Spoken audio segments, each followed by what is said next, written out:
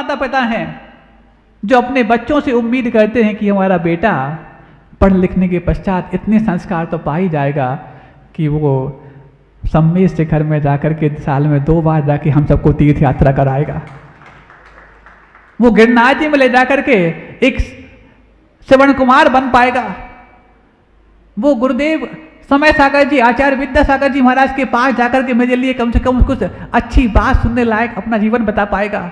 कितने माता पिता ऐसे विद्यालयों में भेजने की कोशिश करते हैं, एक भी नहीं करता होगा। महाराज वो तो हम बच्चे को खींच के ले ही जाएंगे जब छुट्टी पड़ेगी तुम्हारे आचार्य जी के पास, वो तीर्थ यात्रा करने के लिए। अरे तुम खींच के ले गए कौन सी बड़ी बात है, तुम्हारे बच्चे तुम्हारे लिए आदर के साथ ले जाएं ये बड़ी बात है। लेकिन ऐसे बच्चे तैयार करने की ना जिद माता पिताओं की है और ना तुम्हारी जद में तुम्हारे बच्चे हैं। क्यों? क्योंकि हमने इसी को शिक्षा मान रखा है। हम अपने बच्चों को ये सीख तो देते हैं कि बेटा तुम 2-4 प्रॉपर्टी बनाना, और प्रॉपर्टी में थोड़ा बहुत कम पड़ जाए तो हमने खुद बहुत कुछ बचा के रखा है। प्रॉपर्टी में अच्छे बड़े बड़े आलीशान बंगले बनवाना, मॉड्यूलर किचन बनवाना और जैक्वायर के वहां पर नल लगवाना, कंपनी का नाम है ना जैक्वायर, ऐसे कुछ है, हाँ, जिसमें सामान से नल में और उस कंपनी के नल में 100 गुने पैसे का अंतर है, तो भी चिंता मत करना, हम 100 गुना खर्च कर देंगे। अरे वो जो नल चाहे वो जैक्वायर का हो चाहे वो छोटा सा हो, 100 गुने के राशि का भले वहां पर अंतर हो, पानी तो एक जैसा ही पिलाएगा। लेकिन तुम 100 गुने राशि तो क्या है, बराबर राशि भी किसी धर्म के क्षेत्र में खर्च करने की बात आए तो कितने माता पिता है जो अपने बच्चे के पीछे खड़े होकर के बोलते हैं कभी भी अच्छा पात्र बनने की बात आए तो तुम पीछे मत हट जाना, मैं अपने घर में गड़ी हुई संपदा को भी बाहर निकालने के लिए तैयार हो जाऊंगा, तुम यदि अच्छा पात्र बनने के लिए तैयार हो गए हो तो। कितने माता पिता हैं बताओ? और यदि नहीं है तो तुमने अपने बच्चे को एक सेल्समैन बनाया है, एक अर्नर बनाया है, गवर्नर नहीं बनाया। अर्नर में और गवर्नर में अंतर समझते हो? अर्नर सिर्फ वो होता है जो कागज के टुकड़े पर आपको पालता है और कागज के टुकड़े के लिए खुद दर दर भटकता है, और गवर्नर वो होता है जो कागज के टुकड़े के लिए नहीं, पुण्य के टुकड़ों को पाने के लिए अपने दर पर भी भगवान को ला करके उनकी आराधना करने के लिए सदा तैयार रहता है। और ऐसे, अरे तुम्हारा कागज का टुकड़ा तुमसे छिन जाए तुम हलाकान हो जाते हो, तुम गुरु से छल करके चले जाओ तुरंत उसका फल निकल जाता है, तुरंत निकलता है। जब भी गुरु से छल हुआ है उसका फल तुरंत मिला है। जतारा वालों को मिला कि नहीं मिला हमें नहीं मालूम, हमारे पास बहुत ऐसे दृष्टांत हैं जिसके साथ उसका फल तुरंत मिला है, तुरंत मिला है। यहाँ बोल के कुछ गए, घर जाके कुछ अलग मन बन गए, उसके बाद तुरंत फल मिल गया कि इतना लॉस हो गया। ये तुम्हारे मन का छल तुरंत फल दिलाता है। होता कि नहीं होता? होता है महाराज। लेकिन हम तो ये सोचते थे कि देखो अच्छा काम करने गए थे, घर आए तो कुछ गलत हो गया।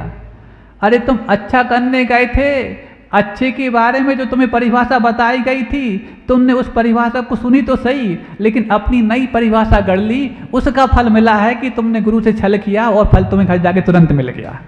और तुम समझते हो कि हम अच्छे काम में गए थे, जब अच्छे काम में अच्छा फल नहीं मिला तब हम छोड़ दो, वही काम कर लेंगे जो हमारे घर में प्रोजेक्ट बनने वाले हैं।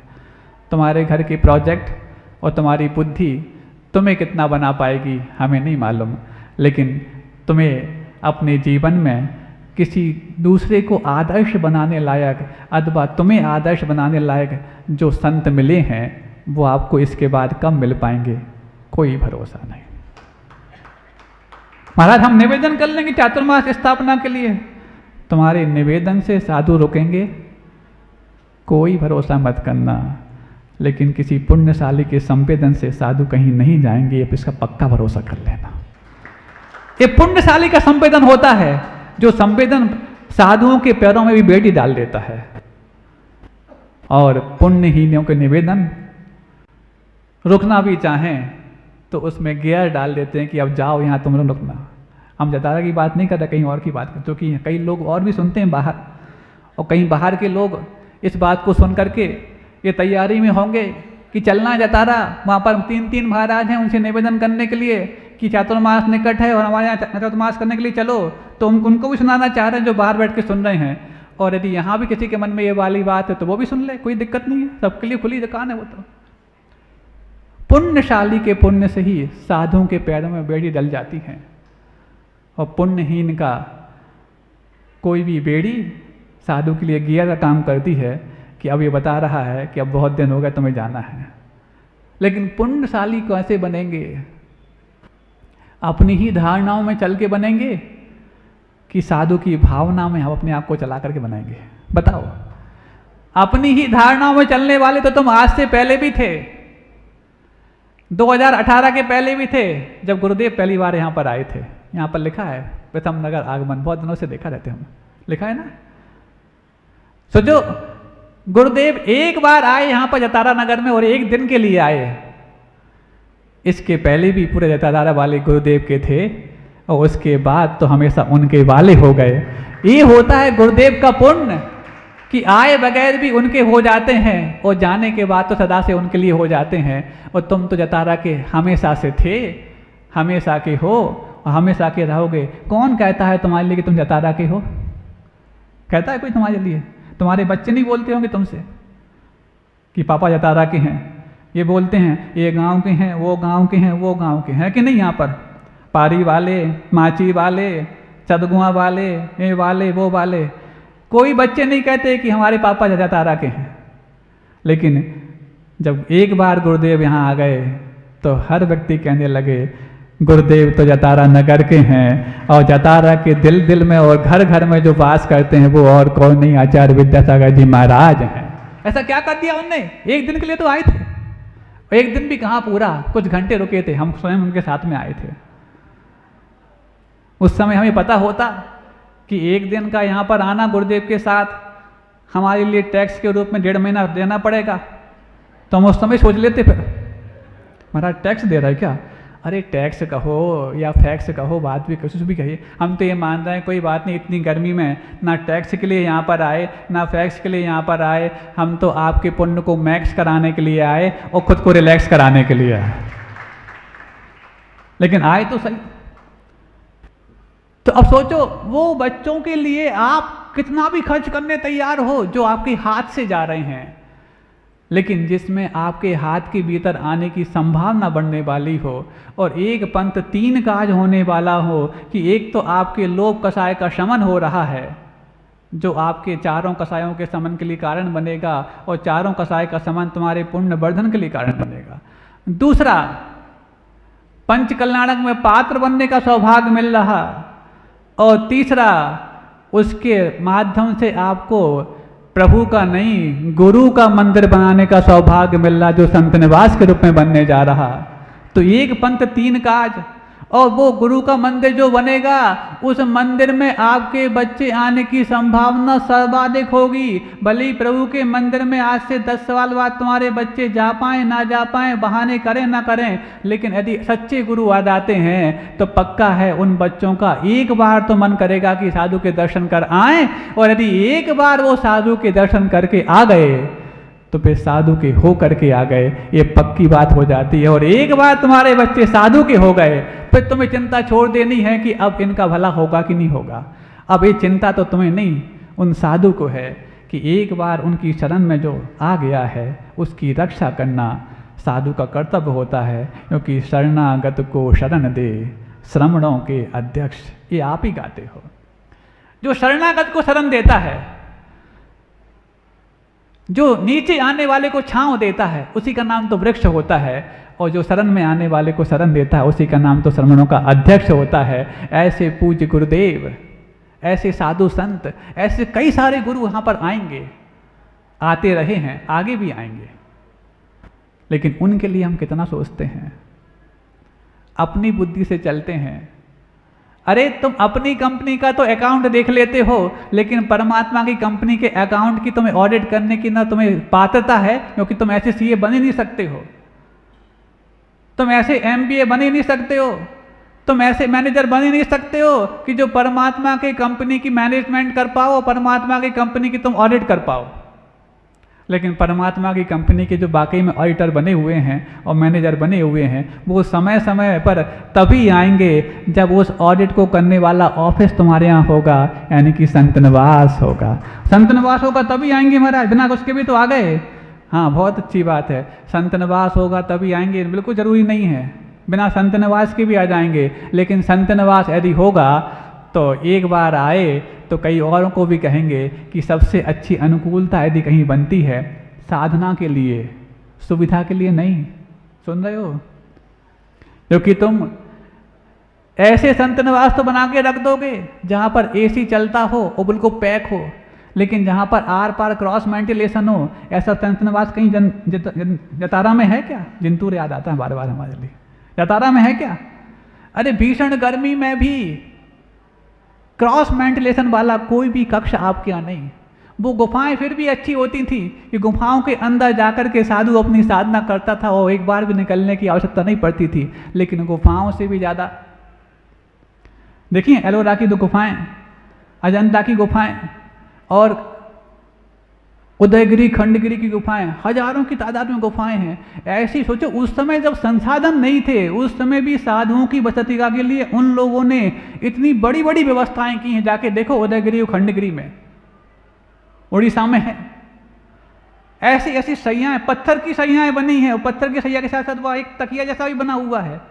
उनको देख के लगता है कि ये तो मात्र साधुओं की बसतिका है। आज भले ही वो पुरातत्व के अंतर्गत है, लेकिन ये जानने में आता है कि पहलों के लोगों के पास भले ही पुरातत्व का ज्ञान था या नहीं, लेकिन पूरा तत्व का ज्ञान अवश्य था। क्योंकि जब संत रहेंगे तभी जाके समाज रह पाएगी, और जब समाज रह पाएगी तभी हमारा परिवार बच पाएगा, और जब परिवार बच पाएगा तभी हमारे बच्चे कुछ जीवन में कुछ संस्कार पा पाएंगे। ये उनको पूरा तत्व का ज्ञान था।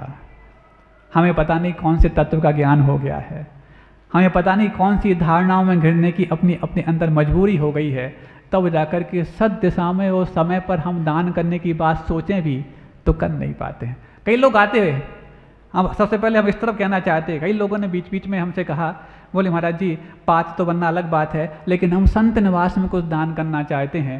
किसने मना किया है? रास्ते में चलते चलते जब कई बार आप कह देते हैं, 2-4 लोगों ने हमसे कहा है, जब हम यहाँ से निकल के जाते हैं कक्ष की ओर, तो उस समय लोग महाराज जी संत निवास में हमें दान करना है। अब हम उनको देख तो पाते नहीं कौन कह रहा कौन नहीं कह रहा। अरे जिसने भी कहा है उनको बिल्कुल खुली छूट है। अरे जिस सूकर के पास खुद का बनाया हुआ आवास नहीं था, जब वो भी संत निवास और आवास दान में प्रसिद्ध हो गया, फिर तो तुम्हारे खुद के बनाए हुए आवास बड़े बड़े हैं और हवेलियों महलों जैसे हैं। तुम यदि संत निवास और आवास दान में इतना सा भी अर्पण कर पाए, तब मानना कि सूकर की कैटेगरी में आने का सौभाग्य तो मिल गया, बल्कि तुम तो हो मनुष्य, उससे भी आगे बढ़ सकते हो। सुन रहे हो? ये एक पंथ 3 काज की बात है। और दूसरा, अब कई लोगों ने अपनी अपनी घोषणाएं कर दी हैं, लगभग पात्र बनने को हैं, कुछ एक रह गए हैं, वो बन जाएंगे। वो तो गुरुजी का आशीर्वाद कभी खाली नहीं जाता, इतना बड़ा हो गया अब तो छोटा मोटा रह गया। लेकिन जिन्होंने भी अपनी घोषणाएं की हैं और उसके माध्यम से पुण्य संचित जो हुआ है, अभी वो पुण्य पूरा अंतरिक्ष में है। सुनो सब लोग, पीछे वालों भी सुनो और आगे वाले भी सुनो। जिनने भी घोषणाएं की हैं, उस घोषणा के फलस्वरूप जो पुण्य संचित किया है, अभी वो अंतरिक्ष में है। उन लोगों ने तुरंत कमा लिया जिनने तालियां बजाई थी आपके पुण्य की, अनुमोदना की, तुरंत उनको अनुमोदना का पुण्य 6वें हिस्सा के रूप में आप उनके खाते में दर्ज हो गया। लेकिन जिनने खुद की घोषणाएं की हैं, अभी उनका अंतरिक्ष में है। वो अंतरिक्ष का अधर का पुण्य आपके लिए आधार दे पाए, वो तभी होगा जब उसको जल्दी से जल्दी जमा करने की भावना आपके अंदर आ पाए। और जल्द से जल्द भावना पूरी आप कर भी रहे हैं, प्रतिदिन पुण्यानुभूति भी कर रहे हैं और बाद में भी करेंगे। लेकिन एक चीज सुन लेना, जितने हल्के तुम समय के साथ हो जाओगे और साधुओं के समागम में हो जाओगे, उससे 2 काम पाओगे। टेंशन मुक्त तो हो ही जाओगे, साधुओं का आशीर्वाद पा करके जो तुम्हारे पास से कुछ कम हुआ है मानसिक रूप में, वैसे तो बाहर जो कम वो कभी होगा नहीं, यहाँ से निकालोगे तुरंत खजाना भरता है, और कुछ छल कपट करके कहे तो तुरंत निकल भी जाता है, बह जाता है। क्या बह जाता है? जो लिक्विड होता है वही बह जाता है। सुन रहे हो, समझ रहे हो कुछ कुछ बातें? समझदार तो हो गए हो। छल करने के बाद जो लिक्विड चीज़ होती है वो जल्दी बह जाती है, और जो पक्के होते हैं उनकी पक्की चीज़ हवा और आंधी भी चले तो भी उनके पास बनी रहती है। ऐसे हवा और आंधी के माध्यम से भी जिनका पुण्य अस्थिर नहीं होता, ऐसे पुण्यशाली जतारा के हैं, उनके लिए हम कहना चाहते हैं कि यदि उनके पुण्य को और स्थायी बनाना है और अपने अंतरिक्ष को पुण्य को आधार देना है तो जल्द से जल्द पंचकल्याणक के पूर्व में ही जितना हल्का हो सकते हो जाओ। बल्कि पंचकल्याणक के पहले क्या, आज लगता है कि आज हम हल्का हो सकते हैं तो इतने दिन का भी हम डिले क्यों करें, क्योंकि इतने दिन हम डिले हो जाएंगे तो हो सकता है उतना हमारा पुण्य की कमी और हो जाए। महाराज निर्माल का दोष तो नहीं लगेगा, निर्माल का दोष तो तब लगेगा जो हमने समय सीमा ली है उसका उल्लंघन किया हो। लेकिन निर्माल का दोष भले न लगे, लेकिन हमारे पुण्य का कोष जो भर सकता है उसको हम भरने में कमी क्यों कर रहे हैं? जल्द से जल्द, ऐसा नहीं है कि प्रतिदिन 1 या 2 पुण्यानुभूति करने वाले आए, अरे डेली सब लोग आ सकते हैं। मान लो जिनने पूरी कर दी उनकी कोई बात नहीं है, जिनने पूरी कर दी वो दूसरों को प्रेरणा दें, उनको प्रेरित करें कि तुम भी चलो करो, हम तुम्हारे बीच में, चिंता क्यों करते हो। ऐसा यदि संबल देंगे तो वाकई में बहुत अच्छा काम हो सकता है। सबके माथे का बोझ भी हल्का हो जाएगा और इस माथे में बोझ जो अभी तक नहीं हुआ था वो भी बैठ जाएगा।